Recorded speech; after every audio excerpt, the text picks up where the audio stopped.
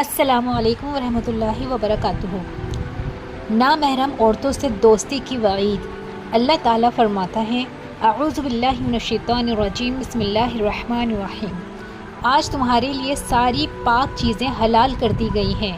اہل کتاب کا کھانا تمہارے لیے حلال ہے اور تمہارا کھانا ان کے لیے، اور پاک دامن عورتیں بھی تمہارے لیے حلال ہیں، خواہ وہ اہل ایمان کے گروہ سے ہوں یا ان قوموں میں سے جن کو تم سے پہلے کتاب دی گئی تھی، بشرطے کہ تم ان کے مہر ادا کر کے نکاح میں ان کے محافظ بنو، نہ یہ کہ آزاد شہوت رانی کرنے لگو اور نہ دوست بناؤ۔